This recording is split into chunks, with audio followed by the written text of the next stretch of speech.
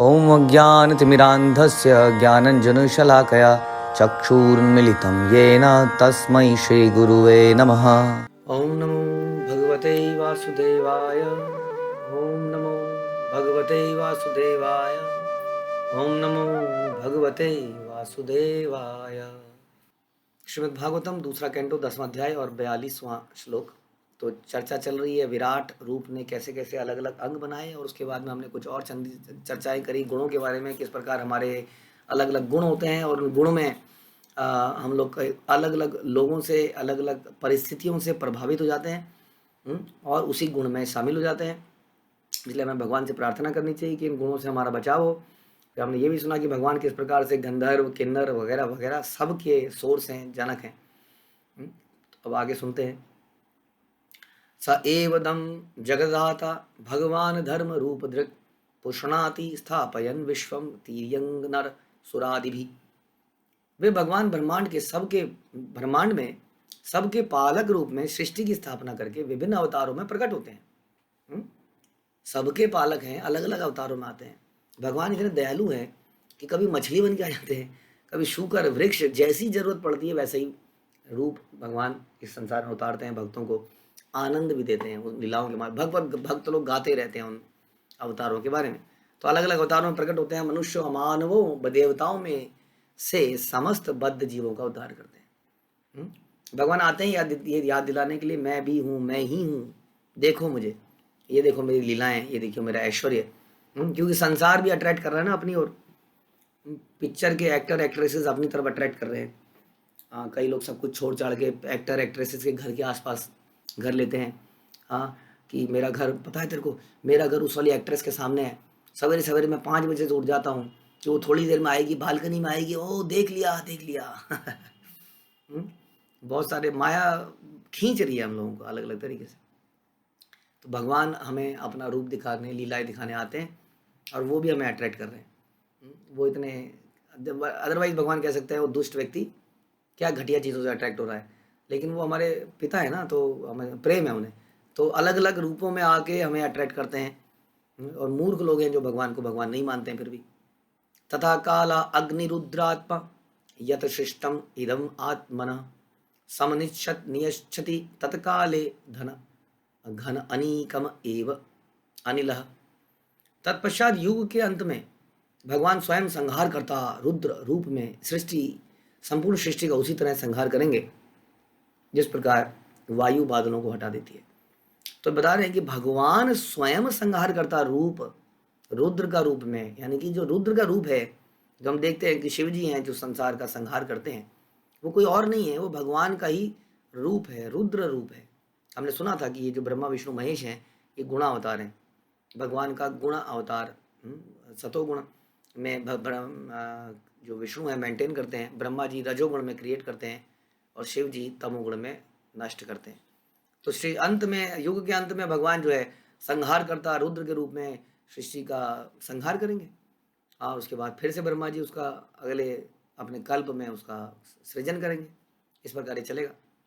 इत्थम भावेन कथिता भगवान भगवत तमा ना इत्थम भावेन ही परम दृष्टम अर्हन्ति सूर्य। बड़े बड़े तत्वज्ञानी पूर्ण पुरुषोत्तम भगवान के कार्यकलापों का ऐसा ही वर्णन करते हैं कि भगवान अलग अलग रूपों में आते हैं, हम लोग उन्हें पहचान नहीं पाते हैं। कभी वो सृजन करते हैं, कभी वो संहार करते हैं, कभी वो पालन करते हैं। किंतु शुद्ध भक्त भावातीत दशा में ऐसे रूपों से भी बढ़कर महिमामय वस्तुएं देखने के अधिकारी होते हैं। जैसे हमने पहले सुना था कि जो भक्त हैं भगवान के, उनको ना तो इस विराट रूप से मतलब है वास्तव में, ना ही उन्हें ब्रह्मा विष्णु महेश के रूप से मतलब है, गुणा अवतारों से। उन्हें तो भगवान को दिव्य रूप सुहाता है जो कि श्याम सुंदर कहलाता है, जो कि यशोदा नंदन कहलाता है। तो वो इससे बढ़कर वस्तुएं देखने के अधिकारी हैं। वो भगवान के वैकुंठ के अंदर भी भगवान का गोलोक वृंदावन धाम देखने के अधिकारी होते हैं। ऐसा है भगवान के शुद्ध भक्त। तो उसके बारे में बता रहे हैं कि ये जो रूप है जो हम सुन रहे हैं, कारणोदकशाई विष्णु, गर्भोदकशाई विष्णु, शिरोदकशाई विष्णु, गुणावतार इत्यादि, ये भी भगवान के भक्त इससे ऊपर के चीजें देखने के लिए अधिकारी हैं। न अस्य कर्मणि जन्मादौ परस्य अनुविधीयते कर्तव्य प्रतिषेध अर्थम मायया आरोपितम ही तत्। भौतिक जगत की सृष्टि तथा संहार के लिए भगवान के द्वारा किसी प्रकार का प्रत्यक्ष कौशल नहीं किया जाता। हाँ, ऐसा नहीं है भगवान के पसीना निकल गया है। जैसे हम देखते हैं एटलस ने वो ग्लोब को पीठ पे चढ़ाया हुआ, एटलस झुक गया है, वो बड़ी मुश्किल से ग्लोब को उठा रखा है। देखते हैं ना आप, पूरे पृथ्वी को एटलस ने उठा रखा है। ऐसा नहीं है भगवान को बड़ी मेहनत करनी पड़ रही है, अरे कॉल आ रही है, इधर से कॉल, इधर से इस ब्रह्मा की कॉल, इधर से उस ब्रह्मा की कॉल, अरे वहाँ पे बाढ़ आ गई, अरे वहाँ सूखा पड़ गया, अच्छा भेजता हूँ पानी भेजता हूँ, अच्छा सूखा पड़ गया, ओ वहाँ बाढ़ आ गई, ओ कुछ करता हूँ रोकता हूँ, हाँ उधर से कुछ हो गया, उधर से कुछ हो गया, उधर से कुछ हो गया, वहाँ से ज्वालामुखी फट गया, वहाँ कुछ हो गया, भगवान बड़े परेशान हैं।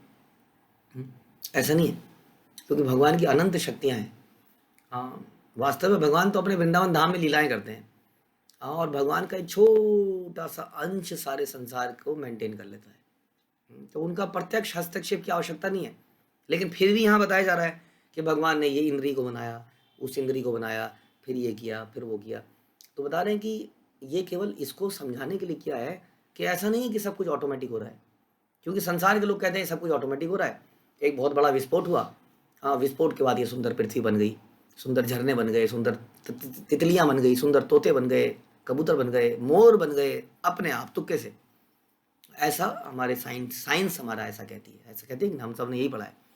हाँ, इसके ऊपर बड़ी साइंस भी नहीं कहती, हमने सब सुना, हमने डिस्कवरी और सेल्फ के कोर्सेज किए इस्कॉन में आकर। तो उसमें हमें कहानी सुनाई गई जो बहुत ही सुंदर लगती है कि आइजैक न्यूटन ने क्या किया, उसने एक सोलर सिस्टम बनाया। हाँ, और उसको छुपा, अगले दिन किसी को बताया नहीं कि मैं सोलर सिस्टम बना रहा हूँ, बहुत अच्छा सोलर सिस्टम जो कि घूम रहा था। अगले दिन उनके दोस्त ने देखा, अरे क्या वंडरफुल सोलर सिस्टम तुमने बनाया है, कैसे किया, ये घूम कैसे रहा है, यहाँ पर मोटर लगाई, कहाँ पर लगाई, क्या किया। उन्होंने कहा जी मैंने कुछ नहीं किया, मैं तो सारा सामान ला के रखा था। हाँ, मैं सो रहा था, रात को ब्लास्ट की आवाज़ आई, बूम, और मैं गया अंदर तो देखा ये सोलर सिस्टम बना हुआ था। तो किसको पागल बना, दिमाग खराब है क्या तुमने सामान रखा, एक ब्लास्ट हुआ और ये सोलर सिस्टम बन गया। तो बहुत उनके बीच में बहस हुई कि हाँ ऐसा ही हुआ था। तब आइजैक न्यूटन ने कहा कि ये छोटा सा सोलर सिस्टम तुम कह रहे हो अपने आप नहीं बन सकता ब्लास्ट से, ये इतना बड़ा सोलर सिस्टम अपने आप बन गया। तुम तो यही कहते हो कि सूर्य से एक टुकड़ा निकला, ब्लास्ट हुआ, ये पृथ्वी धीरे धीरे ठंडी हुई, ये बन गया, उसके अंदर इतनी सारी चीज़ें बन गई, सब कुछ ब्लास्ट से ही बना है इसका मतलब। आपने देखा है ब्लास्ट होते रहते हैं संसार में, बॉम्ब गिरते रहते हैं। बॉम्ब गिरा और बहुत सुंदर वहाँ से एक परी निकली, वहाँ बहुत सुंदर हिरण निकले वहाँ से जहाँ ब्लास्ट हुआ था। हाँ, हिरण के अस्थि पंजर जरूर मिलेंगे वहाँ पर, जले हुए आदमी, जले हुए जानवर, सब कुछ काला काला सा गड्ढा हुआ हुआ, लोग मरे हुए, जानवर मरे हुए जरूर दिखेंगे। लेकिन क्रिएशन कैसे होगी, तो इसको समझाने के लिए ये चैप्टर में ऐसा बताया गया है। लेकिन इसका ये मत समझना कि भगवान के लिए ये मुश्किल काम है और भगवान को इसमें पूरे दिन बिजी रहना पड़ता है। भगवान कहते हैं हे अर्जुन, ये सारे नॉलेज की क्या आवश्यकता है, मेरा एक अंश इन सारे नॉलेज को मैनेज कर लेता है, डोंट वरी अबाउट इट, तुम मेरा भजन करो बस, और कुछ नहीं। अयम तो ब्रह्मणः कल्प सविकल्प उदाहृत विधि साधारणो यत्र सर्गा प्राकृत वैकृता। यहाँ पर सारांश रूप में वर्णित सृष्टि तथा संहार का ये प्रकम ब्रह्मा जी के एक दिन यानी कि कल्प के लिए विधि विधान स्वरूप है। तो यहाँ पर थोड़ा सा बता रहे हैं कि कल्प क्या है, विकल्प क्या है, महाकल्प क्या है, ये तीन चीजें होती हैं। यही मात्र सृष्टि का भी नियामक विधान है जिसमें प्रकृति विसर्जित हो जाती है। तो तीन चीजें हैं, सृष्टि तीन प्रकार से होती है। सृष्टि एक ब्रह्मा जी की एक दिन में होती है जिसको हम कल्प कहते हैं। आप जानते हैं ब्रह्मा जी का ये जो कल्प है बड़ा लंबा होता है, इसमें 1000 युगा साइकिल आते हैं, एक युगा साइकिल में 43 लाख वर्ष होते हैं, 1000 बार जब ये होते हैं तो एक कल्प है। और ब्रह्मा जी की रात होती है तो सब समाप्त। अगले दिन ब्रह्मा जी कहते हैं फिर से हाँ सृष्टि की रचना करनी है, फिर से सृष्टि रचना होती है, तो ये कल्प है। उसके बाद विकल्प क्या है, विकल्प है जब ब्रह्मा जी की पूरी सृष्टि, जितनी सृष्टियां ब्रह्मा जी की आयु में बनती हैं उसको विकल्प कहते हैं। समझ में आ रहा है, ब्रह्मा जी का एक दिन हो गया कल्प, ब्रह्मा जी की पूरी आयु उसमें जो क्रिएशन होती है उसको विकल्प कहते हैं। ठीक है, ये हुआ एक ब्रह्मा। अब महाकल्प क्या है, जब महाविष्णु सांस को छोड़ते हैं उसमें जितनी क्रिएशंस होती हैं वो महाकल्प है। जब महाविष्णु सांस ले लेते हैं तो समाप्त हो जाती है।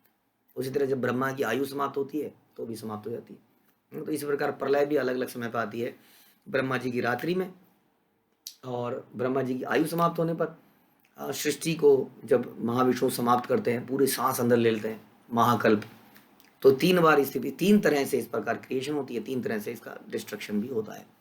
तो इस प्रकार से बता रहे हैं कि ये सृष्टि तो इस प्रकार से है, और जो व्यक्ति इसको परमानेंट मान लेता है वो मूर्ख है।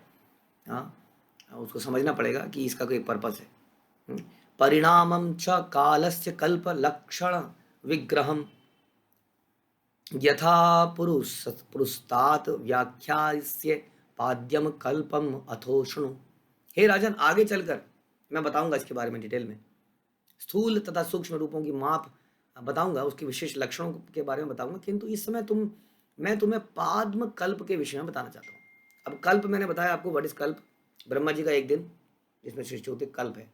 अब पाद्म कल्प क्या है, पद्म कल्प क्या है, तो उसके बारे में प्रभुपाद बता रहे हैं कि पद्म कल्प अल्टीमेटली वराह कल्प है। इस वाले कल्प में वराह देव आए, बता रहे हैं। ब्रह्मा जी की कल्प की वर्तमान अवधि वराह कल्प कहलाती है, श्वेत वराह कल्प भी कहते हैं इसको, श्वेत वराह कल्प। क्योंकि जब विष्णु के उदर से जब कमल पर ब्रह्मा जी उत्पन्न हुए, तो उस वक्त ब्रह्मा जी से ऐसा लगा भगवान वराह के रूप में भी अवतरित हुए उसी वक्त। तो इसलिए इसको पाद्म कल्प भी कहते हैं और वराह कल्प भी कहते हैं। तो ये वही कल्प है जो इस वक्त चल रहा है। तो उसके विषय में तुम्हें कुछ बताना चाहता हूँ, यानी कि इसी कल्प के विषय में ये बताना चाहते हैं सुखदेव गोस्वामी। शौनक उवाचा, अब अचानक से शौनक ऋषि कुछ बोल पड़े बीच में। क्या बोले, यता न भवान सूतः क्षतः भागवत उत्तमः चचार तीर्थानि भुवः त्यक्त्वा बंधून सुदुस्तजान। सृष्टि के विषय में सब सुनने के बाद शौनक ऋषि ने सूत गोस्वामी के से विदुर के विषय में पूछ डाला अचानक से। हाँ, एकदम से क्वेश्चन डिफरेंट डायरेक्शन में चला गया। हाँ, बहुत हो गया सृष्टि के बारे में चर्चा हो रही है, क्योंकि जो सुनने वाले लोग हैं वो बड़े उन्नत हैं। हमने सुना था, श्रील प्रभुपाद बोलते हैं कि भागवतम को शुरू से पढ़ना बड़ा अनिवार्य है, क्योंकि हमारी भावनाएं, हमारी श्रद्धा अभी कच्ची है। कच्ची श्रद्धा को पक्का करने के लिए भगवान का विराट रूप, क्रिएशन को समझना बड़ा जरूरी है, तो हमारी श्रद्धा अटूट होती है, और फिर भगवान की लीलाएं सुनते हैं। लेकिन ये जो लोग थे, अब इन्होंने काफ़ी समय तक पेशेंटली सुना, जैसा हम लोग सुन रहे हैं, जैसा आप सभी लोग सुन रहे हैं, और ये बहुत अच्छी बात है। अब ये कुछ और सुनना चाहते हैं क्रिएशन के अलावा। तो बोलते हैं कि सूत गोस्वामी ने पहले ही उन्हें बता रखा था कि विदुर ने अपना घर छोड़ दिया है ना। विदुर को आपको मालूम है कि दुर्योधन ने विदुर को किस तरह दुत्कार के घर से निकाल दिया, और विदुर घर से चले गए, और रास्ते में फिर वो आगे जाए, कई जगह पे गए, और मैत्री ऋषि से उनकी मुलाकात हुई। और ऐसा सुना है कि मैत्री ऋषि से विदुर की बहुत सारी चर्चाएं हुई। वो चाहते हैं कि वो चर्चाएं क्या हुई दो भक्तों की आपस में, जरा उसके बारे में बताएंगे। तो हमने देखा किस प्रकार भागवतम केवल 4 श्लोकों में भगवान ने ब्रह्मा जी को बताई थी, लेकिन यही भागवतम इतनी विस्तृत हो गई क्योंकि ये प्रश्न हो रहे ना। तो शौनक ऋषि ने अचानक से कोई प्रश्न पूछ डाला सूत गोस्वामी से। अब सूत गोस्वामी उस कथा को बताने लगेंगे। इस तरह से भागवत विस्तृत होती रहेगी। शतु क्ष कौशर वेस्तस्य संवादो अध्यात्म संश्रिता यद्वा सा भगवान तस्मै पृष्ठस्तस्तुवाचः ब्रूहीनस्तदिदं सौम्य विदुरस्य विचेष्टितं बंधुत्याग निमित्तं च यथैवागतवान् पुनः। शौनक ऋषि ने कहा, शौनक ने क्या पूछा आगे, आप हमें बताएं कि विदुर तथा मैत्री के बीच अध्यात्म पर चर्चा हुई थी। विदुर ने क्या पूछा, मैत्री ने क्या उत्तर दिया, कृपया करके हमें बताएं कि विदुर ने अपने कुटुंबियों को छोड़ क्यों दिया और फिर पुनः घर क्यों आए। हाँ, विदुर बाद में दोबारा घर आए थे मैत्री से मिलने के बाद। हाँ, ये आप जानते भी हैं। तीर्थ स्थानों की यात्रा के समय उन्होंने जो भी किया उसके बारे में बताइए, क्योंकि भक्त का जीवन बड़ा इंपॉर्टेंट होता है। ये जानकर बहुत फायदा होता है हमें कि भक्त ने क्या क्या किया, इसलिए इसके बारे में जानकारी लेनी चाहिए। तो इस प्रकार से उन्होंने इसके विषय में प्रश्न पूछे। राजा परीक्षिता पुष्टौ यद वो चन्मनः महामुनि तद्वो अभिधास्ये श्रुतैराग्यः प्रश्नानुसारतः। श्री सुत गोस्वामी ने बताया कि अब मैं तुम्हें वो सारे विषय बताऊंगा जिन्हें राजा परीक्षित द्वारा पूछे जाने पर महामुनि ने उनसे कहा कृपया इसको ध्यान पूर्वक सुने। बहुत ही महत्वपूर्ण चर्चा होने वाली है, कोई सीक्रेट्स उजागर होने वाले हैं। विदुर और मैत्री ये दोनों ही परम भागवत हैं, उन्होंने आपस में क्या चर्चाएं करी, ये इस बात का खुलासा करेगा हमारा न्यूज़पेपर। उन दोनों की चर्चाओं के बीच में अगर आप जानना चाहते हैं तो बने रहिए इस न्यूज़ चैनल पर, लेकिन उसके लिए इंतज़ार करना पड़ेगा अगले भागवतम के कैंटो का। तो आप सभी के आशीर्वाद से, प्रार्थनाओं से दूसरा कैंटो यहीं पर समाप्त होता है। शिला प्रभुपाद को हम नतमस्तक होते हैं और उनके शिष्यों को प्रणाम करते हैं। शिला प्रभुपाद की जय। ग्रंथराज श्रीमद् भागवतम की जय।